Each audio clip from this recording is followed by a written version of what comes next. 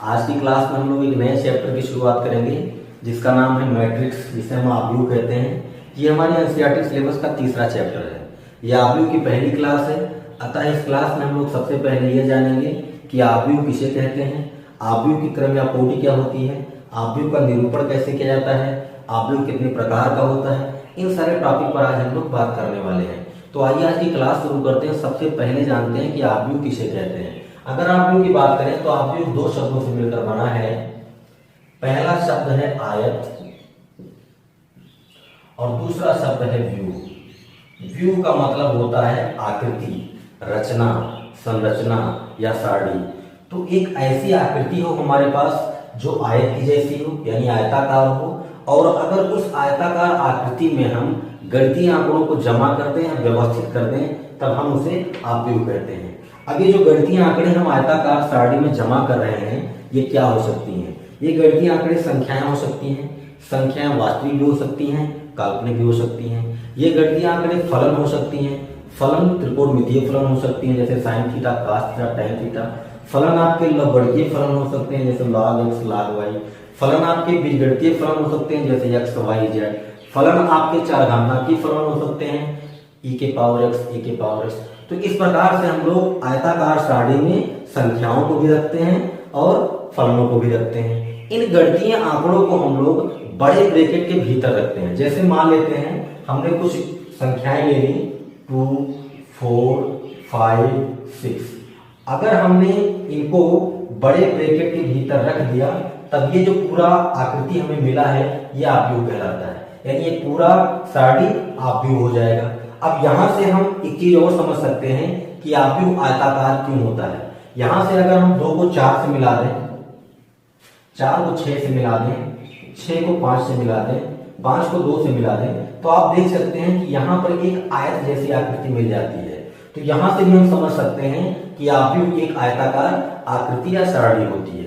तो अभी तक हम लोगों ने समझा कि आव्यूह एक आयताकार आकृति या सारणी होती है, उसके भीतर हम गणितीय आंकड़ों को जमा कर देते हैं। ये जो गणितीय आंकड़े होते हैं इनको हम बड़े ब्रैकेट के भीतर रखते हैं। अब सवाल ये उठता है कि आव्यूह की हमें जरूरत क्यों है, आव्यूह हमारे किस काम में आता है। तो इसको हम लोग बहुत ही छोटे से उदाहरण से समझ सकते हैं कि आव्यूह हमारे किस काम में आता है। मान लेते हैं कि 2 मित्र हैं, बाजार गए, कुछ सामान की खरीदारी करके लौटे हैं। अगर हम उनके सामानों की लिस्ट को एक सारणी में देखना चाहें तो आव्यूह के द्वारा बड़ी ही सरलता से हम उसे समझ सकते हैं और देख भी सकते हैं। जैसे मान लेते हैं कि 2 मित्र हैं, एक का नाम है राम और एक का नाम है श्याम। ये दोनों बाजार गए, इन दोनों ने दाल की खरीदारी की, चीनी की खरीदारी की। मान लेते हैं राम ने 4 किलो दाल खरीदी, 2 किलो चीनी खरीदी, श्याम ने 3 किलो दाल खरीदी और 1 किलो चीनी खरीदी। अगर हम इसे आव्यूह में यानी एक बड़े ब्रैकेट में रख दें तो ये सारणी को हम देखकर ये समझ सकते हैं, बड़ी सरलता से हम समझ सकते हैं कि राम ने 4 किलो दाल खरीदी है, 2 किलो चीनी खरीदी है, श्याम ने 3 किलो दाल खरीदी है, 1 किलो चीनी खरीदी है। इस चीज को ज्यादा कुछ लिखने की हमें जरूरत ही नहीं है, हम आव्यूह के द्वारा इसे बड़ी ही सरलता से समझ सकते हैं। एक और छोटे से एग्जांपल की बात करें, आप रेलवे स्टेशन पर गए होंगे, आपने देखा होगा वहां पर एक बोर्ड लगा होता है जिसमें गाड़ियों के आने जाने का टाइम लिखा होता है। वहां पर अगर हम गौर करें तो वहां की भी सिचुएशन कुछ ऐसी होती है। यहां पर लिखा होता है ट्रेन का नाम, यहां पर लिखा होता है आने का समय, यहां पर लिखा होता है जाने का समय। अब अगर हम बात करें यहां पर ट्रेन के नाम की बात कर लें तो उदाहरण में मैंने लिख दिया अवध एक्सप्रेस। इसके आने का टाइम 2:50, जाने का टाइम 2:55। यहां पर मैं बात कर लूं इंटरसिटी एक्सप्रेस की बात करूं तो 8 बजे आती है, 8:05 पर जाती है। इस तरह से कई गाड़ियों का नाम, उनके आने का समय, उनके जाने का समय लिखा रहता है। अगर हम इसे एक बड़े ब्रैकेट के भीतर रख दें तो ये पूरा सिस्टम हमारा आव्यूह बन जाता है और इसे देखकर हम बड़ी सरलता से ये इंफॉर्मेशन निकाल सकते हैं कि कौन सी गाड़ी कितने बजे आएगी, कितने बजे जाएगी, कौन सी गाड़ी कब आती है, कब जाती है। तो आव्यूह के द्वारा हम बड़ी सरलता से इन चीजों को समझ सकते हैं और जान भी सकते हैं। तो अभी तक हम लोगों ने जाना कि आव्यूह किसे कहते हैं, आव्यूह की हमें जरूरत क्यों है। ये बहुत ही सिंपल सा एग्जांपल है कि हमें आव्यूह की जरूरत कैसे है। वैसे आव्यूह का यूज हम लोग रैखिक समीकरणों को हल करने में करते हैं। जैसे मान लेते हैं 2x 5y = 10, 8x - 4y = 5। इस तरह के समीकरणों को हम लोग हल करने में भी आव्यूह की मदद लेते हैं। ये हम लोग आगे की एक्सरसाइज में समझेंगे कि आव्यूह के द्वारा इन्हें हम कैसे हल करते हैं।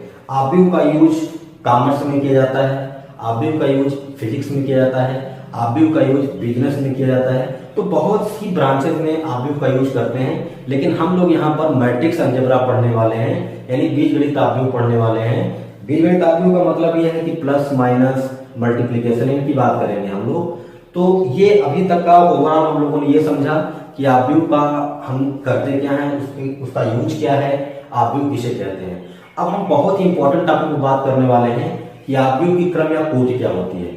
आव्यूह की क्रम या कोटि को समझने से पहले हम लोग एक चीज पर और फोकस करेंगे कि अगर हम लोग ऐसे पड़ी लाइन में यानी पड़ी हुई रेखा में चलेंगे तब हम उसे पंक्ति कहेंगे। यानी कि अगर हमारे पास एक हॉरिजॉन्टल प्लेसमेंट हो, क्षैतिज रेखा मिलती हो, तब हम उसे पंक्ति कहेंगे। इसे हम लोग रो कहते हैं और पंक्ति को हम कैपिटल R से डिनोट करेंगे। यानी जहां भी हमको लिखना होगा हम लोग कैपिटल R लिख देंगे और इससे हम लोग समझ लेंगे कि ये पंक्ति को दर्शाता है। अगर हमारे पास कहीं भी खड़ी लाइन मिलती है यानी ऊर्ध्वाधर लाइन, वर्टिकल रिप्लेसमेंट मिलता है, तब हम उसे स्तंभ कहेंगे। इसे हम लोग कॉलम कहते हैं। इसे हम लोग प्रायः कैपिटल C से प्रदर्शित करेंगे। तो जहां भी हमें क्षैतिज रेखा मिलेगी वहां पर हम उसे पंक्ति कहेंगे और जहां भी हमें ऊर्ध्वाधर रेखा मिलेगी उसे हम लोग स्तंभ कहेंगे। अब आइए बात करते हैं आव्यूह के क्रम या कोटि की। आव्यूह के क्रम या कोटि की बात करते हैं तो आव्यूह की क्रम या कोटि को हम कैसे समझेंगे। मान लेते हैं कि ये हमारे पास एक आव्यूह है 2 3 5 7 8 1 0 9 7। ये हमारे पास एक आव्यूह है। अब इसकी क्रम या कोटि क्या है ये कैसे हम समझेंगे। यहाँ पर मैंने अभी कुछ देर पहले आपको बताया कि जब हमको क्षैतिज रेखा मिलेगी तब हम उसे पंक्ति कहेंगे और जब हमें ऊर्ध्वाधर रेखा मिलेगी तब हम उसे स्तंभ कहेंगे। यहाँ पर पंक्ति और स्तंभ को ढूंढते कैसे, समझते कैसे हैं। हम क्या करते हैं, एक यहाँ पर 2 3 5 को मिलाते चलेंगे। ऐसे जब मिलाते गए तो हमको यहाँ पर एक क्षैतिज रेखा मिल गई। 7 8 1 को मिलाया तो एक क्षैतिज रेखा और मिल गई। 0 9 7 को मिलाया तो एक क्षैतिज रेखा हमें और मिल गई। तो यहाँ पर हम देख सकते हैं कि हमको कितनी पंक्तियां मिल गई हैं, 1 2 3 पंक्तियां मिल गई हैं। अब अगर हम ऐसे बात करें 2 7 0 को मिलाएंगे तो एक खड़ी लाइन मिल गई हमें।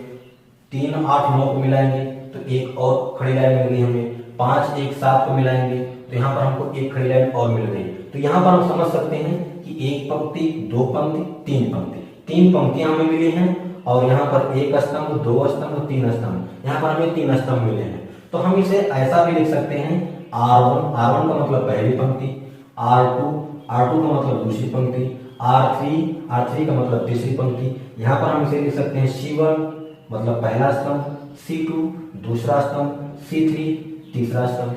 तो यहाँ पर हम क्रम या कोटि की बात कैसे करते हैं। हमें कुछ नहीं चाहिए किसी आव्यूह की क्रम या कोटि को ज्ञात करने के लिए। हमें सिर्फ और सिर्फ ये जानना है उसमें कितनी पंक्तियां हैं और कितने स्तंभ हैं। यानी कि क्रम या कोटि की बात करें तो हम कहते हैं पंक्तियों की संख्या गुणे स्तंभों की संख्या।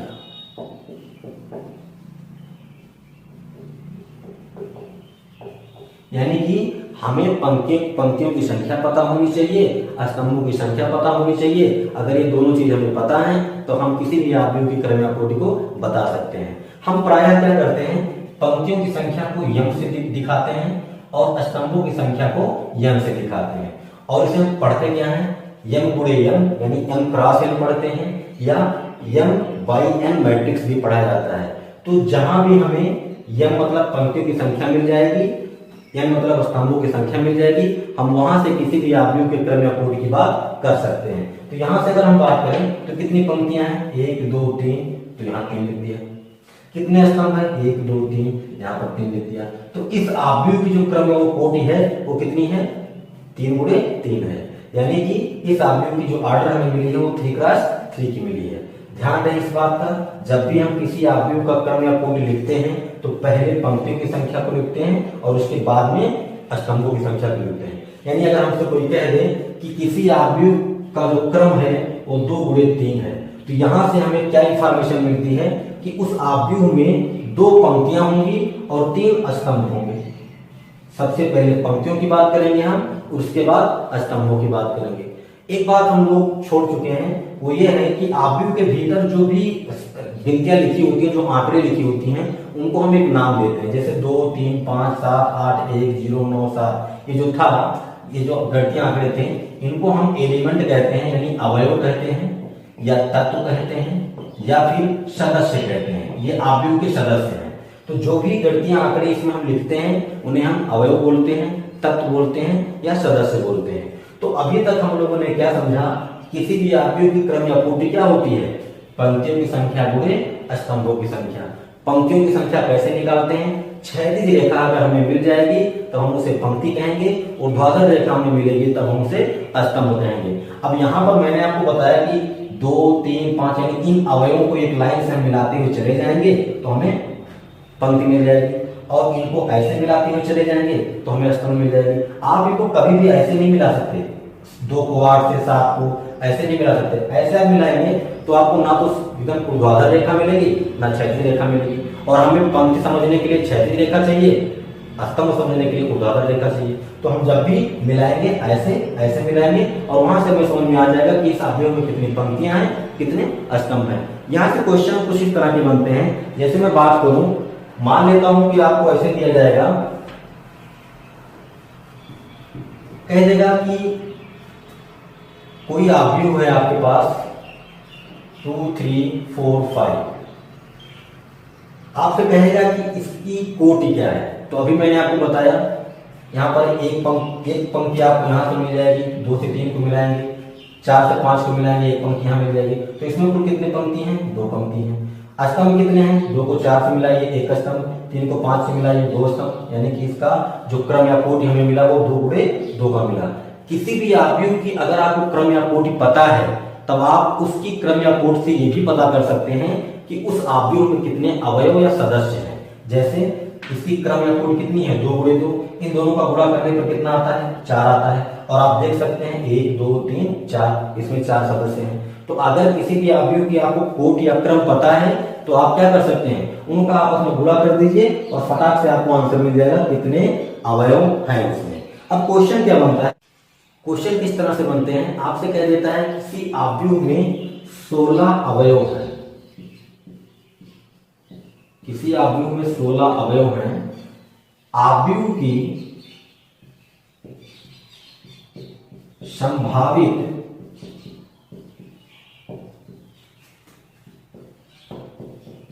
कोटियां मतलब क्रम क्या हो सकती हैं, क्या हो सकती हैं।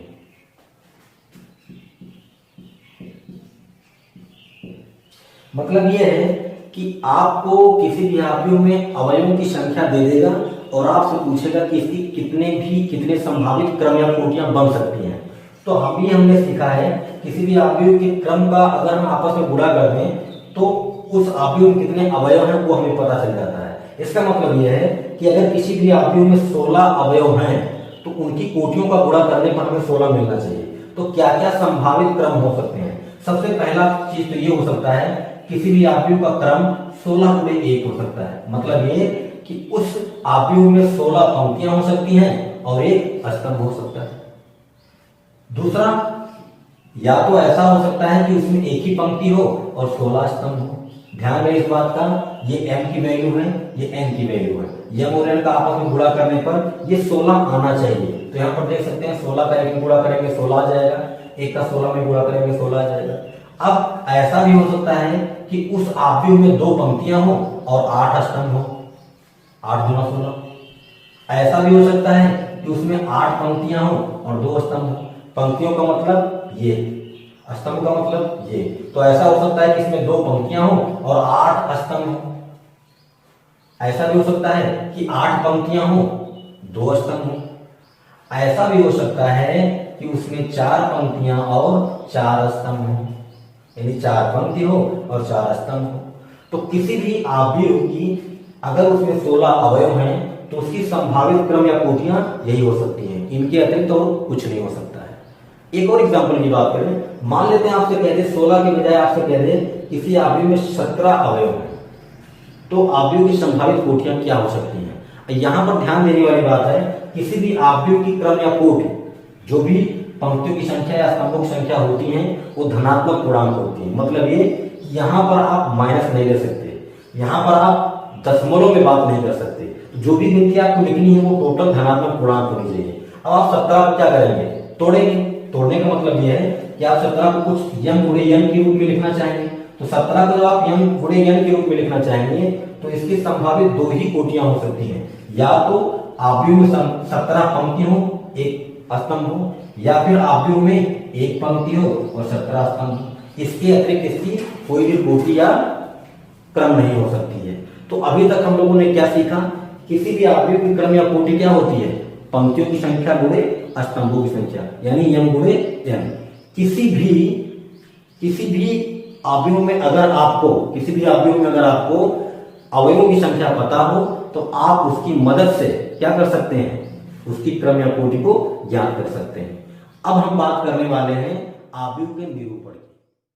तो बात करते हैं आव्यूह के निरूपण की। आव्यूह को हम लोग हमेशा अंग्रेजी वर्णमाला के बड़े अक्षरों से निरूपित करते हैं, यानी कि अगर हमें किसी आव्यूह को निरूपित करना हुआ तब हम उसे या तो कैपिटल ए से निरूपित करेंगे, या तो कैपिटल बी से निरूपित करेंगे, या तो कैपिटल सी से निरूपित करेंगे। ऐसे किसी भी अंग्रेजी वर्णमाला के बड़े अक्षरों से निरूपित कर सकते हैं। एग्जाम्पल के लिए मैंने यहाँ पर एक आव्यूह लिया 1 2 3 4 5 6 7 8 9, ये हमारा एक आव्यूह है। अगर हम इस आव्यूह की क्रम या कोटि की बात करें तो इसमें 1 2 3 पंक्तियां हैं और 1 2 3 ही स्तंभ हैं, तो इसकी क्रम या कोटि कितनी होगी, 3 गुणे 3। अगर हमें इस आव्यूह को निरूपित करना है तो हम इसे या तो कैपिटल ए से निरूपित कर देंगे, या तो बी से, या तो सी से। आप किसी भी कैपिटल लेटर से इसको डिनोट कर सकते हैं। अब बात करते हैं कि इस आव्यूह के अंदर के अवयवों को हम लोग कैसे निरूपित करते हैं, क्योंकि 1 का अपना एक अलग स्थान है, 2 एक अलग स्थान में बैठा है, 3 अलग स्थान में बैठा है, 8 अलग स्थान में बैठा है। इसमें जितने भी अवयव हैं वो अलग अलग स्थान में बैठे हैं। तो अगर हमसे कोई पूछ लेता है कि 8 का क्या पोजीशन है, 5 का क्या पोजीशन है, 7 किस स्थान में बैठा है, 6 किस स्थान में बैठा है, तो हम लोग उसे कैसे बताएंगे। तो हम लोग क्या करते हैं, आव्यूह के अंदर जो एलिमेंट्स होते हैं, जो अवयव होते हैं, जो आव्यूह के सदस्य होते हैं, उन्हें हम स्मॉल लेटर से प्रदर्शित करते हैं। या तो स्मॉल ए से लिखेंगे, और जब हम स्मॉल ए से लिखेंगे तो सारे एलिमेंट को ए से लिखेंगे। जब हम बी से लिखेंगे तो सारे एलिमेंट को बी से लिखेंगे। ऐसा नहीं कर सकते कि 1 को ए से दिखा दिया, 2 को बी से दिखा दिया, 3 को सी से दिखा दिया, ऐसा नहीं करेंगे। हम जब भी आव्यूह के अंदर के एलिमेंट को डिनोट करना शुरू करेंगे तो अगर ई से डिनोट कर रहे हैं तो ए से ही करेंगे, बी से कर रहे हैं बी से ही करेंगे, अगर हम सी से कर रहे हैं तो सी से ही करेंगे। ऐसे ही हम एक ही अक्षर से सारे एलिमेंट्स को डिनोट करेंगे। बस फर्क क्या रहेगा, स्मॉल लेटर से हम डिनोट करते हैं। वो अपनी पहचान के लिए करना है आपको, बाकी ऐसा कोई रूल नहीं है कि आप ए से ही करो, आप बी से ही करो, आप सी से ही करो, लेकिन ज्यादातर क्या किया जाता है, ए से ही किया जाता है, तो हम भी ए से ही करेंगे। अब अगर आपने 1 को ए से किया तो कर देते हैं, 1 को हमने क्या किया, ए से डिनोट कर दिया। तो अभी मैंने कहा कि अगर आपने 1 को ए से किया है तो 2 को भी आप ए से करेंगे, चलो जी कर देते हैं। 3 को आप क्या करेंगे, ए से करेंगे, लो जी कर दिया। 4 को क्या करेंगे, ए से करेंगे, ये भी कर दिया। 5 को ए से, 6 को ए से, 7 को ए से, 8 को ए से, 9 को ए से। भैया सबको तो आपने ए से कर दिया, फिर अलग आपने क्या किया, अब अलग करेंगे। 1 के लिए जब भी हम प्रदर्शित करेंगे, ए से जब भी दिखाएंगे तो हम सिर्फ ए से नहीं दिखाएंगे, हमको 2 चीजें देखनी होती हैं। पहली चीज ये कि 1 किस पंक्ति में है, और दूसरी बात ये कि 1 किस स्तंभ में है। तो अगर मैं बात करूं 1 तो पहली पंक्ति में है तो यहां पर मैंने लिख दिया 1। फिर 1 की बात किया, 1 किस स्तंभ में है, पहले में, या फिर लिख दिया 1। इसका मतलब ये कि 1 पहली पंक्ति में है और पहले स्तंभ में है। अब अगर ऐसे मैं 2 की बात करूं तो 2 क्या है, पहली पंक्ति में है, दूसरे स्तंभ में है, ये लिख दिया। 3 की बात करूं पहली पंक्ति में है लेकिन तीसरे स्तंभ में है, ये लिख दिया। 4 की बात करूं ये दूसरी पंक्ति में है लेकिन पहले स्तंभ में है। 5 की बात करूं दूसरी पंक्ति दूसरा स्तंभ। 6 की बात करूं दूसरी पंक्ति तीसरा स्तंभ। 7 की बात करूं तीसरी पंक्ति पहला स्तंभ। 8 की बात करूं तीसरी पंक्ति दूसरा स्तंभ। 9 की बात करूं तीसरी पंक्ति तीसरा स्तंभ। तो इस प्रकार से हम लोग आव्यूह के अवयवों को स्मॉल लेटर से प्रदर्शित करते हैं। बस उसके सफिक्स में उसके नीचे हम 2 गिनतियां लिख देते हैं, 2 अंक लिख देते हैं। पहला अंक पंक्ति को बताता है, दूसरा अंक स्तंभ को बताता है। याद रहे पहली गिनती पंक्ति को बताएगी कि आपका अवयव किस पंक्ति में है और दूसरी गिनती स्तंभ को बताएगी कि आपका अवयव किस स्तंभ में है। अगर मैं 3 2 की बात करूं तो 8 क्या है, तीसरी पंक्ति में दूसरे स्तंभ में। मैं 5 की बात करूं दूसरी पंक्ति में दूसरे स्तंभ में। मैं 4 की बात करूं दूसरी पंक्ति में पहले स्तंभ में। तो इस प्रकार से हम लोग क्या करते हैं, किसी भी मैट्रिक्स के एलिमेंट्स को डिनोट करते हैं। अब मैं अगर चाहूं तो क्या मैं 1 की प्लेस पर A11 लिख सकता हूं? तो आपका ये मैट्रिक्स अब कैसा बन जाएगा, अब आपका ये मैट्रिक्स ऐसा हो सकता है, A बराबर यहां पर होता है A11, 1 की प्लेस पर मैंने A11 लिख दिया, 2 की प्लेस पर A12, 3 की प्लेस पर A13, ऐसे ही A21, A22, A323, A31, A32, A33। तो आपका ये आव्यूह अब इस तरह से हो गया और आपको ये पता है कि A11 की वैल्यू क्या है, 1 है, आप रख सकते हैं। A12 की वैल्यू क्या है, 2 है। A13 की वैल्यू क्या है, 3 है। ऐसे ही 21 की 4, 22 की 5, 23 की 6, 31 की 7, 32 की 8, 33 की 9। तो इस तरह से हम लोग आव्यूह को कैपिटल लेटर से डिनोट करते हैं और आव्यूह के एलिमेंट्स को स्मॉल लेटर से डिनोट करते हैं। बस उसके सफिक्स में 2 गिनतियां लिख देते हैं। पहली गिनती पंक्ति को, दूसरी गिनती स्तंभ को बताती है, जिसके अनुसार हम ये पता लगा सकते हैं कि कौन सा अवयव किस स्थान पर बैठा है। तो इतनी सी बात हमें समझ में आ गई। अब हम बात करते हैं आव्यूह के व्यापक रूप। तो बात कर लेते हैं आव्यूह के व्यापक रूप यानी आव्यूह के जनरल फॉर्म की। आव्यूह का जनरल फॉर्म जब भी हम लिखते हैं तब आव्यूह की कोटि हमको क्या लेनी होती है, m क्रॉस n, या हम ऐसे कह सकते हैं कि आव्यूह के व्यापक रूप की क्रम या कोटि क्या होती है, m गुणे n। m गुणे n का क्या मतलब है, m पंक्तियों की संख्या है, n स्तंभों की संख्या है। तो हमें एक ऐसा आव्यूह लिखना है जिसमें पंक्ति कितने हो, m हो, स्तंभ कितने हो, n हो। तो आइए लिखते हैं कैसा आव्यूह। सबसे पहली बात तो आव्यूह को हम लोग क्या करते हैं, कैपिटल लेटर से डिनोट करते हैं। तो हम यहाँ पर चाहे कैपिटल ए लिखेंगे, कैपिटल बी लिखेंगे, कैपिटल सी लिखेंगे, हम कुछ भी लिख सकते हैं। और यहाँ पर हम लोग क्या लिख देंगे, m क्रॉस n, क्योंकि क्रम या कोटि को हम लोग यहाँ नीचे किनारे लिख देते हैं। अब बात करते हैं इसके अंदर कौन से एलिमेंट्स होंगे। तो अभी हमने 3 क्रॉस 3 का एक मैट्रिक्स देखा था कुछ देर पहले, जब हम इसके अंदर के एलिमेंट्स को डिनोट कर रहे थे, A11, A12, A13, बिल्कुल उसी तरह से आपको चलना है। तो आइए चलते हैं कैसे करेंगे। यहाँ पर मैं लिखूंगा A11, यहाँ पर मैं लिखूंगा A12, यहाँ पर मैं लिखूंगा A13, ऐसे ही डैश डैश करते जाना है। आप कितना जाना है, ये पहली स्तंभ, दूसरी स्तंभ, तीसरी स्तंभ, चौथी, पांचवी और ऐसे कहाँ तक, यनवी तक चलना है आपको।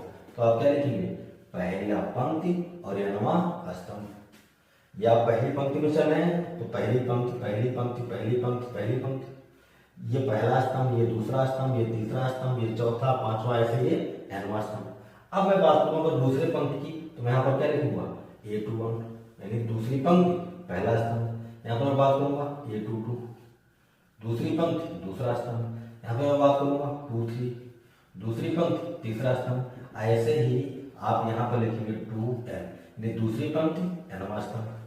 ऐसे ही आप यहाँ पर लिखेंगे 31 तीसरी पंक्ति पहला स्तंभ, A32 तीसरी पंक्ति दूसरा स्तंभ, A33 तीसरी पंक्ति तीसरा स्तंभ। ऐसे ही आप लिख सकते हैं A3n तीसरी पंक्ति एनवा स्तंभ। ऐसे आप लिखते जाएंगे और कहां तक लिखते जाएंगे। आपको पंक्तियां कितनी लेनी है, यम लेनी है।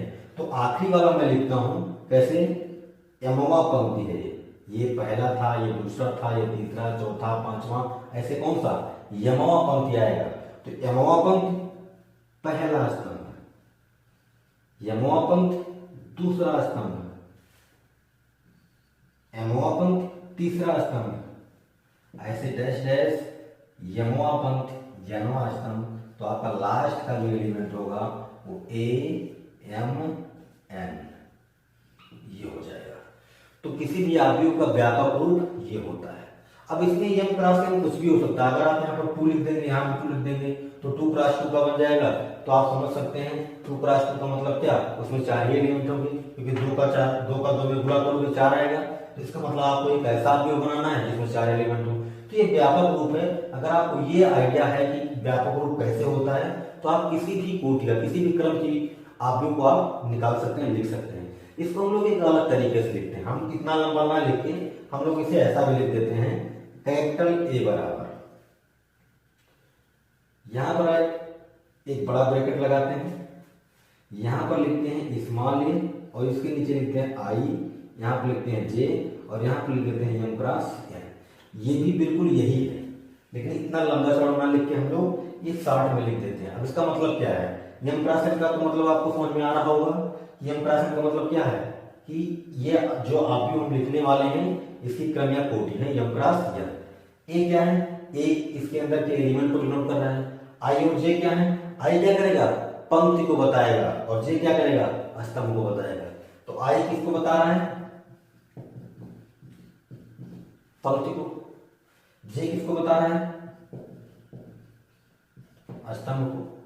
यहां पर आई की वैल्यू क्या है और जे की वैल्यू क्या है, लिख देते हैं, कह देते हैं जहां आई बराबर क्या 1 2 3 डैश डैश और कहां तक, आई का मतलब क्या, पंक्ति को बता रहा है। यम क्रॉस एन का मतलब क्या, इसमें यम पंक्तियां हैं और यम स्तंभ है और आई क्या कर रहा है, पंक्ति को बता रहा है। तो आप लिखेंगे 1 2 3 4 कहां तक, यम तक। बात है समझ में, यम पंक्तियां हैं। तो ये पहली पंक्ति, ये दूसरी पंक्ति, ये तीसरी पंक्ति, ये चौथी, ऐसे कहां तक, यमवा पंक्ति, यमवा पंक्ति। तो यहां पर आई क्या कर रहा है, पंक्ति को बता रहा है, इसलिए हम 1 से काउंटिंग शुरू करेंगे, वो कहां तक जाएंगे, यम तक जाएंगे। ऐसे ही जे बराबर क्या 1 2 3 डैश डैश यम तक। तो किसी भी आव्यूह का ये व्यापक रूप होता है। अगर आपको ये याद है तो ठीक है, अदरवाइज आपको अगर ये याद है तो ए बराबर लिखते हैं ए आई जे। यहां पर आई की वैल्यू आप 1 रखेंगे, जे की वैल्यू आप 1 रखेंगे तो A11 मिल जाएगा। आई की वैल्यू 1 रखेंगे, जे की वैल्यू 2 रखेंगे तो A12 मिल जाएगा। आप आई की वैल्यू 3 रखेंगे, जे की वैल्यू 3 रखेंगे तो A33 मिल जाएगा आपको। तो इस तरह से आप आई और जे की वैल्यू लिखते जाइए और आपको सारे एलिमेंट इसके मिलते जाएंगे। तो ये था आव्यूह का व्यापक रूप। एक बार फिर से हम लोग रिवाइज कर लेते हैं। आव्यूह को हम लोग हमेशा कैपिटल लेटर से प्रदर्शित करते हैं, चाहे वो कैपिटल ए हो, चाहे कैपिटल बी हो, चाहे कैपिटल सी हो। आव्यूह के अंदर के एलिमेंट को हम लोग हमेशा स्मॉल लेटर से डिनोट करते हैं और उसके नीचे सफिक्स में 2 गिनतियां लिख देते हैं। पहली गिनती पंक्ति को बताती है और दूसरी गिनती स्तंभ को बताती है। अब हम लोग बात करेंगे आव्यूह के प्रकार की। आव्यूह कितने प्रकार का होता है इसकी चर्चा हम लोग अब करेंगे। तो अब बात करते हैं आव्यूह के प्रकार की। आव्यूह कितने प्रकार का होता है एक एक करके हम लोग समझते हैं, क्योंकि बहुत ही इंपॉर्टेंट है आपके एक्सरसाइज के लिए ये जानना कि आव्यूह कितने प्रकार का होता है। सबसे पहले हम लोग बात करेंगे क्षैतिज आव्यूह की।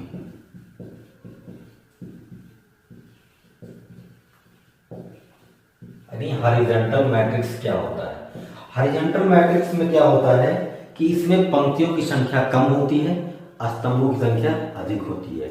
या हम ऐसे कह सकते हैं कि पंक्तियों की संख्या स्तंभों की संख्या की तुलना में कम होती है। जैसे यहां पर मैंने एक मैट्रिक्स लिख दिया ए बराबर 2 3 5 6 7 8।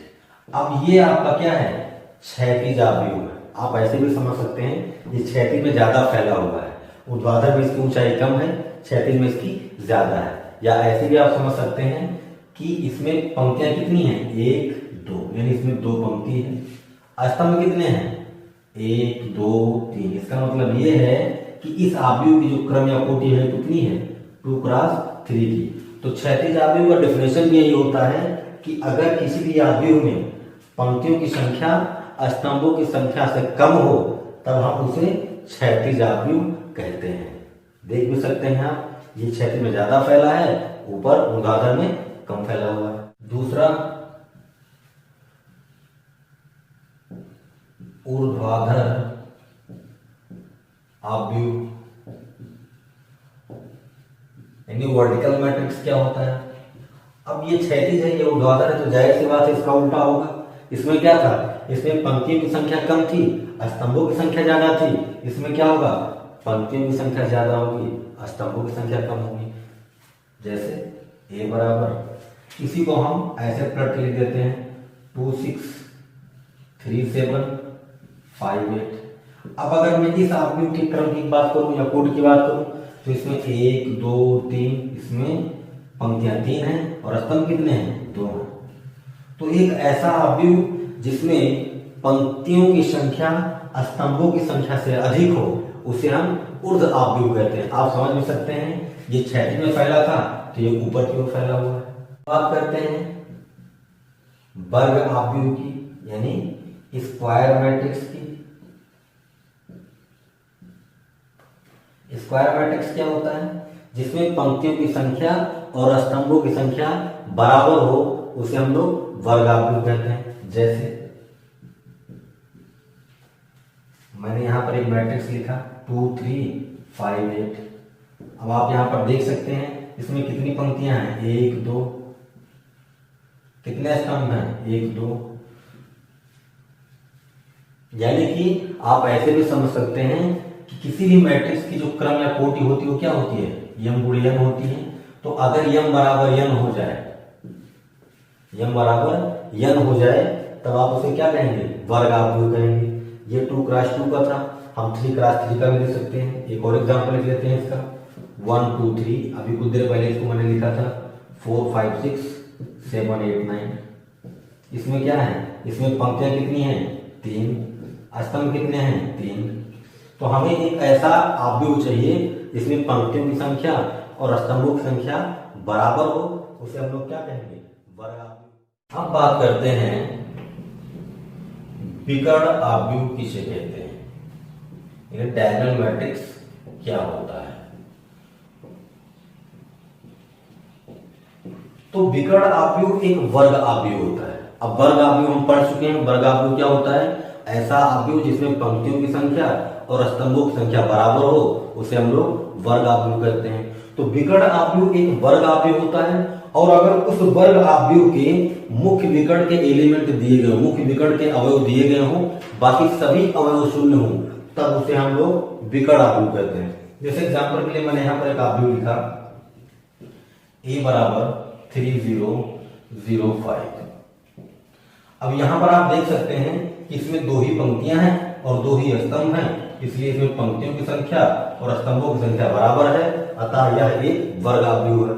अब विकर्ण आव्यूह कैसे हुआ ये, यहां पर आप देख सकते हैं कि यहां पर सिर्फ और सिर्फ मुख्य विकर्ण के अवयव ही दिए गए हैं, बाकी सभी अवयव शून्य हैं, इसलिए यह वर्ग आव्यूह एक विकर्ण आव्यूह कहलाता है। ये तो 2 क्रॉस 2 का था, एक 3 क्रॉस 3 का लिखते हैं।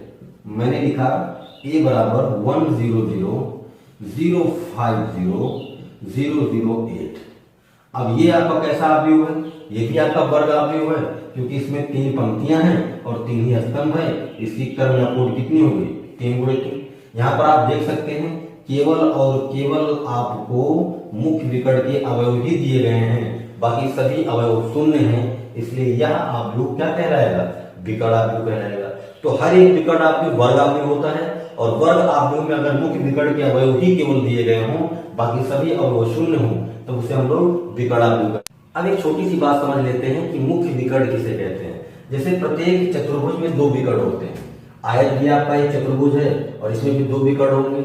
हम आयत की बात यहाँ क्यों कर रहे हैं, क्योंकि हमें पता है कि आव्यूह एक आयताकार आकृति होती है। तो जैसे हमारे पास अगर ये आयत है तो इसके पास 2 विकर्ण होंगे, एक ये वाला होगा और एक ये वाला होगा। तो इन दोनों विकर्णों में हम मुख्य विकर्ण किसे कहेंगे, हम मुख्य विकर्ण उसे कहते हैं जिसमें हम लोग बाएं से दाएं की ओर ऊपर से नीचे की ओर आते हैं। मतलब पहली बात तो बाएं से ऊपर, दाएं से नीचे, यानी लेफ्ट हैंड से हम ऊपर से चलेंगे और राइट हैंड में हम नीचे की ओर आएंगे, इसलिए आपका ये वाला जो होगा विकर्ण, ये मुख्य विकर्ण कहलाता है। तो आप यहाँ समझ भी सकते हैं कि बाएं ऊपर से आप चले हैं, दाएं नीचे की ओर आए हैं, तो यहाँ पर आपका ये मुख्य विकर्ण हो गया। आप इसको दूसरी भाषा में समझ सकते थे कि दाएं से नीचे से हम चलेंगे, बाएं ऊपर की ओर जाएंगे, तभी से हम लोग क्या कहेंगे, मुख्य विकर्ण कहेंगे। तो विकर्ण आव्यूह एक वर्ग आव्यूह होता है, और ऐसा वर्ग आव्यूह जिसमें केवल और केवल मुख्य विकर्ण के अवयव दिए गए हों, तब उसे हम लोग क्या कहते हैं, विकर्ण आव्यूह कहते हैं। अब बात करते हैं हम लोग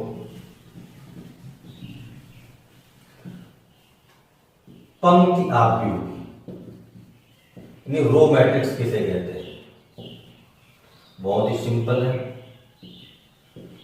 पंक्ति आव्यूह वह आव्यूह होता है जिसमें केवल और केवल एक ही पंक्ति दी गई हो, उसे हम लोग क्या कहते हैं, पंक्ति आव्यूह। जैसे मैंने यहाँ पर एक मैट्रिक्स लिखा 1 2 3 4। अब आप यहाँ पर देख सकते हैं कि इसमें कितने पंक्तियां हैं, केवल केवल एक पंक्ति है, और स्तंभ कितने हैं, 1 2 3 4। यानी इस मैट्रिक्स की जो आर्डर है, यानी क्रम या कोटि है, वो तो 1 गुणे 4 की मिली, लेकिन इसमें पंक्तियां कितनी है, 1 है, इसलिए क्या हो गया, पंक्ति आव्यूह। एक और एग्जांपल आप देख सकते हैं, मान लेते हैं हमने ऐसे लिख दिया 2089। तो यहाँ पर भी आप देख सकते हैं पंक्ति तो एक ही है, लेकिन स्तंभ कितने हैं, 4 है।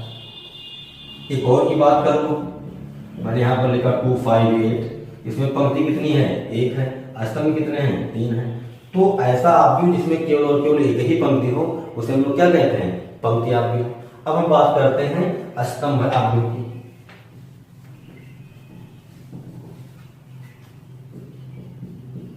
स्तंभ आव्यूह, स्तंभ आव्यूह पंक्ति आव्यूह का उल्टा होता है।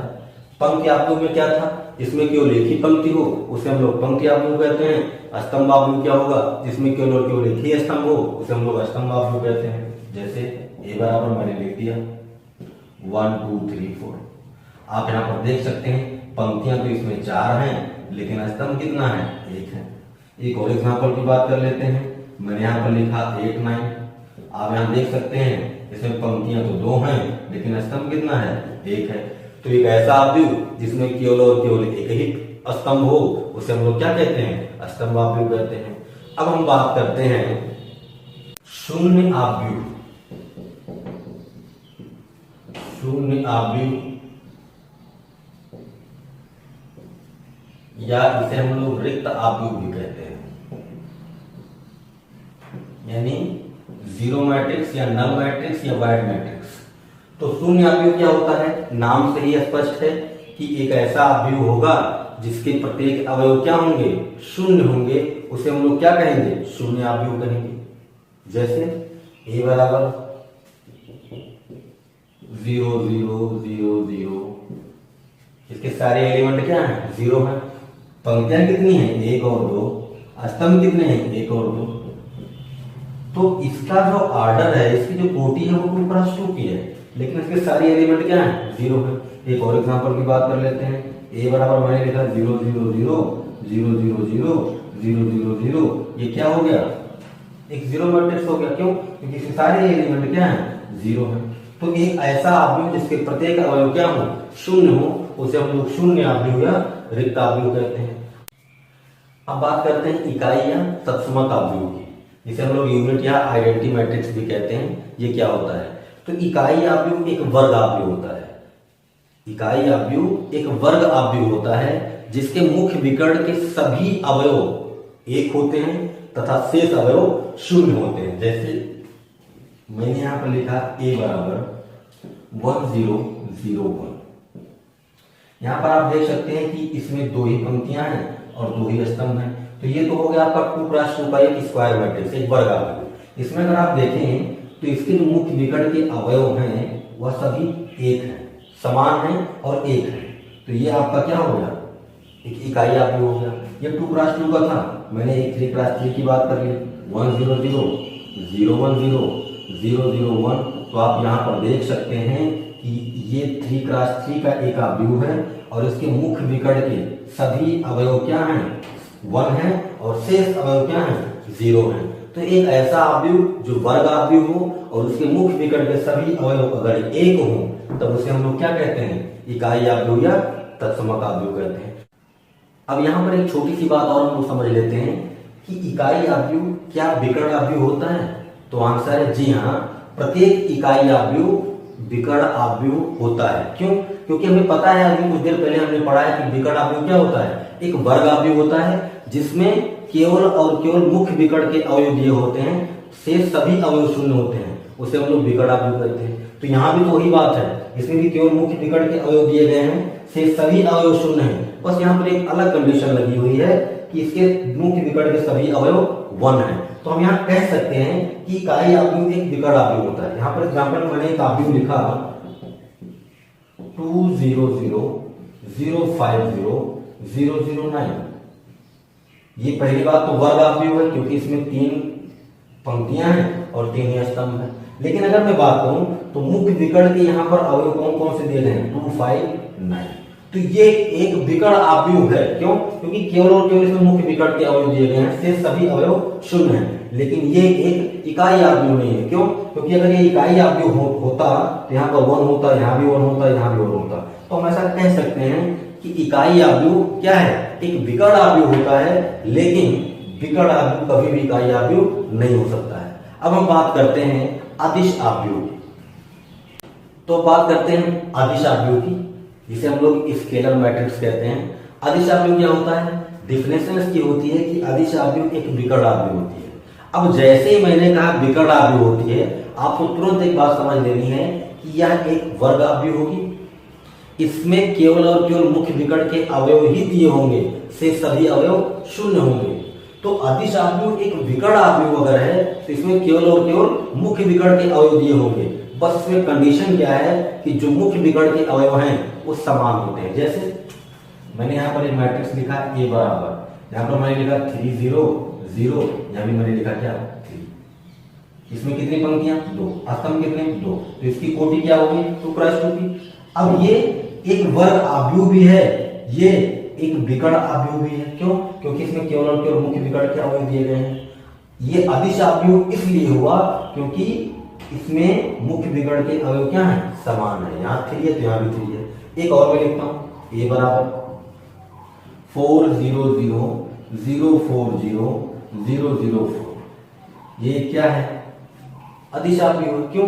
क्योंकि यहाँ पर मुख्य विकर्ण के सभी अवयव क्या हैं, समान है। तो अदिश अवयव क्या होता है, जिसमें मुख्य विकर्ण के अवयव समान होते हैं, उसे हम लोग अदिश अवयव कहते हैं।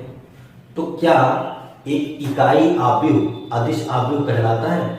आंसर है जी हाँ, प्रत्येक इकाई अवयव अदिश अवयव कहलाता है। क्यों?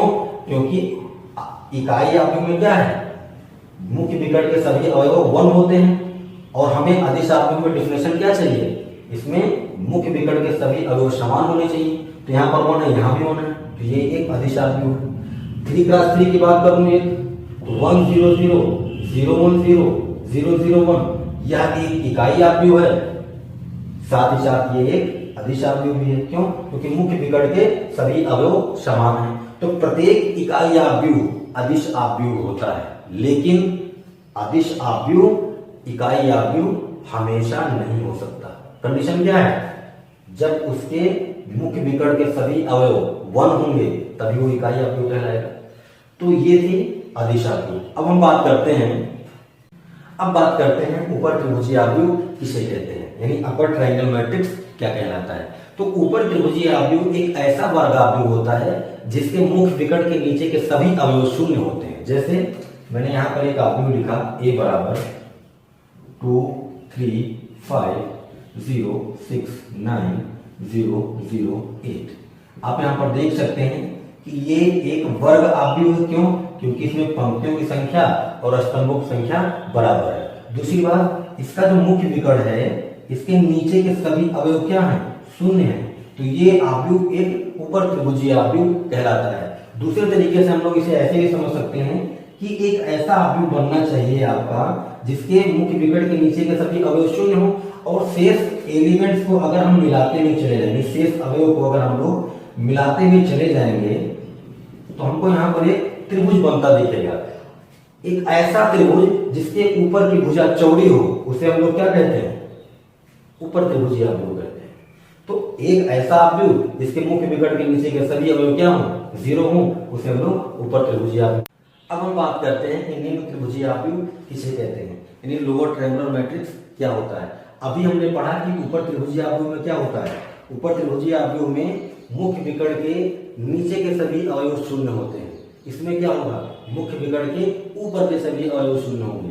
तो एक ऐसा वर्ग अवयव जिसके मुख्य विकर्ण के ऊपर के सभी अवयव शून्य हो उसे हम लोग निम्न त्रिभुजीय अवयव कहते हैं। जैसे a बराबर मैंने लिखा 2 0 0 6 9 0 8 7 4, ये आपका एक वर्ग अवयव है और इसके मुख्य विकर्ण 2 9 4 है। इसके ऊपर के सभी अवयव शून्य हैं, इसलिए ये अवयव क्या कहलाएगा?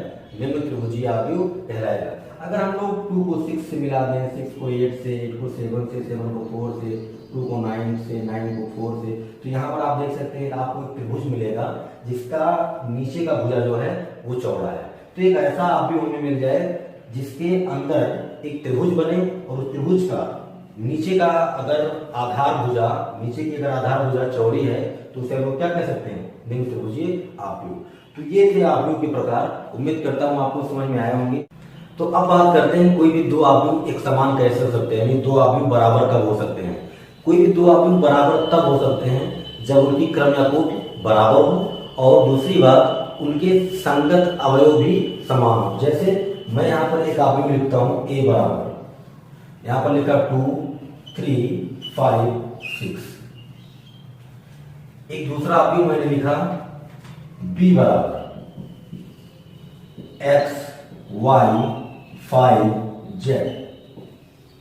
अगर मैं इसकी क्रम या कोटि की बात करूं तो इसकी क्रम कितनी है? 2 क्रॉस 2। इसकी कितनी है? 2 क्रॉस 2। तो इनका क्रम तो एक समान है। अब इनके संगत अवयव का क्या मतलब है? ये 2 जो है इस x के बराबर होना चाहिए, ये 3 जो है ये y के बराबर होना चाहिए, ये 5 जो है 5 के बराबर तो है ही, ये 6 जो है z के बराबर होना चाहिए। अगर ऐसी कंडीशन आती है तब a बराबर b लिख सकते हैं।